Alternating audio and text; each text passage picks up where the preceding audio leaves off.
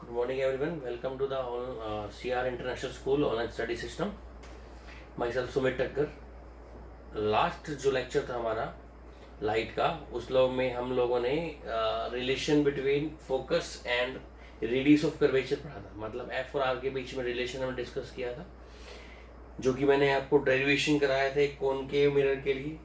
F और are के बीच में रिलेशन था, आपको बताया था कि जो फोकल लेंथ होती है वो हाफ होती है किसकी, रेडियस ऑफ कर्वेचर की, या बोल सकते हैं रेडियस ऑफ कर्वेचर जो है वो हमारा डबल होता है किसका, फोकल लेंथ का। हमने डिस्कस किया था। इसमें मैंने आपको जो डेरिवेशन कराया था कॉनकेव मिरर के लिए कराया था। अब आपको डेरिवेशन में कॉन्वेक्स मिरर के लिए मैंने आपको ट्राई करने के लिए बोला था। होप्स हो कि सब लोगों ने ट्राई किया होगा और आपके आंसर्स क्लियर आए होंगे, आपको डेरिवेशन क्लियर समझ में आएगा। अगर किसी को डेरिवेशन समझ नहीं आया तो कमेंट में डालकर डेरिवेशन डाल सकता है, मैं दोबारा डेरिवेशन करवा दूंगा, ठीक है। तो उससे जो पहले था हम लोगों ने पढ़ा था कि फोकस से कुछ रेज फोकस से पास नहीं होती, जो प्रिंसिपल एक्सिस के पास होती हैं वो फोकस से पास होती हैं। स्पेरिकल एब्रीवेशन के बारे में पढ़ा था। स्पेरिकल एब्रीवेशन एक डिफेक्ट होता है जो मिरर के अंदर होता है। छोटी मोटी चीज़ें जो हम डिस्कस कर चुके थे। आज का जो बेसिक आर्टिकल है हम वो डिस्कस करेंगे, image formations by concave mirror, ठीक है। कौन से मिरर की बात कर रहे हैं बेटा? Image formation by concave mirror. अब कॉनकेव मिरर कैसे इमेज बनाता है, उसको बनाने के लिए कुछ रूल्स हैं, हमें वो रूल्स स्टडी करने हैं। तो आज हमारा आर्टिकल क्या होगा? आर्टिकल का नाम है बेटा rule for formation of image. Rule for formation of image. अब ये रूल्स फोकस इमेज बनाने के जो रूल्स हैं वो कॉनकेव के लिए और कॉन्वेक्स मिरर के लिए ऑलमोस्ट सेम से ही है, ठीक है। तो सबसे पहले हम कौन से मिरर की बात करेंगे? हम सबसे पहले बात करेंगे बेटा कॉनकेव के लिए। अगर आपको कॉनकेव मिरर से इमेजेस बनानी है, आपको मैं आइडिया दे देता हूँ क्या होता है इमेजेस का मतलब। मान लो कॉनकेव मिरर के सामने आप कोई ऑब्जेक्ट प्लेस करते हो, ऑब्जेक्ट प्लेस करने के बाद उसकी इमेज कहाँ बनती है, कैसी बनती है, रियल बनती है, वर्चुअल बनती है, अलग अलग पोजीशंस पर, सेंटर ऑफ कर्वेचर से बियॉन्ड, सेंटर ऑफ कर्वेचर पर, सेंटर ऑफ कर्वेचर और फोकस के बीच में, फोकस पर, फोकस और पोल के बीच में, अलग अलग जगह पर अगर आप ऑब्जेक्ट को प्लेस करोगे तो जो आपकी इमेज है वो भी अलग अलग बनेगी। तो कैसे इमेज बनानी है, कहाँ कैसे, कौन कौन से रूल्स हमें फॉलो करने हैं, वो हम पहले डिस्कस करेंगे उन रूल्स का। उन रूल्स को डिस्कस करने के बाद हम लोग इमेज फॉर्मेशन के पास पहुंचेंगे, और देन आफ्टर इमेज फॉर्मेशन जब हमारे पास हो जाएगी तब हम पढ़ेंगे मिरर फॉर्मूला, जो कि हमारे लिए जो कि फ्यूचर पॉइंट ऑफ व्यू हम बोल सकते हैं, जो कि CBSE exam point of view के लिए इंपॉर्टेंट है, ठीक है बेटा। तो सबसे पहला रूल नंबर वन।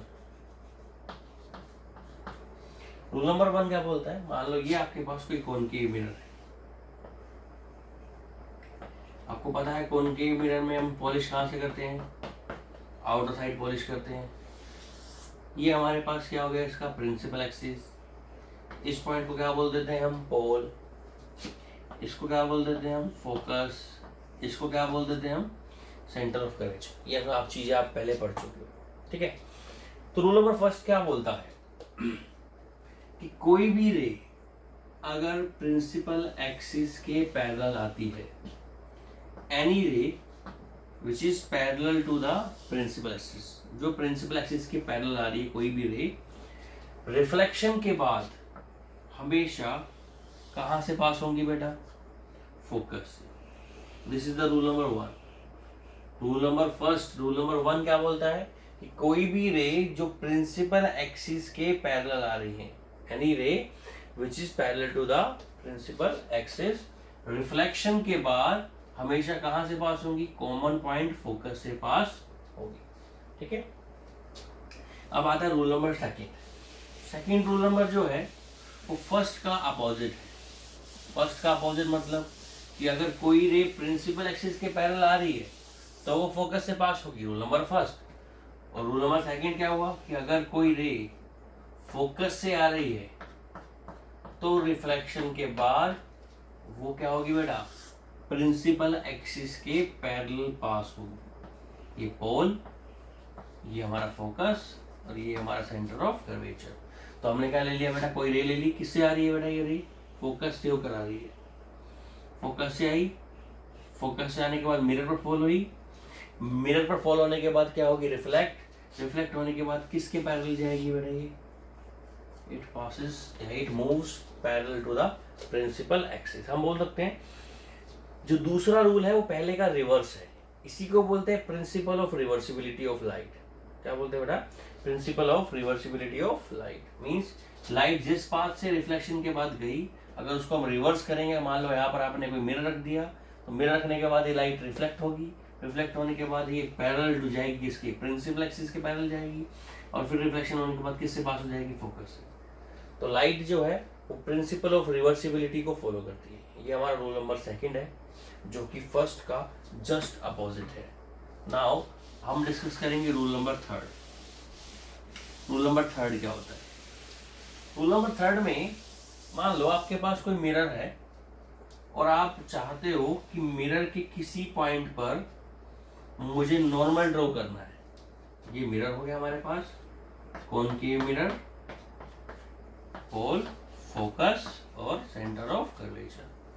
मान लो आपको किसी इस पॉइंट पर, लेट्स सपोज आपने ये पॉइंट पी ले लिया, इस पॉइंट पर आपको नॉर्मल ड्रॉ करना है।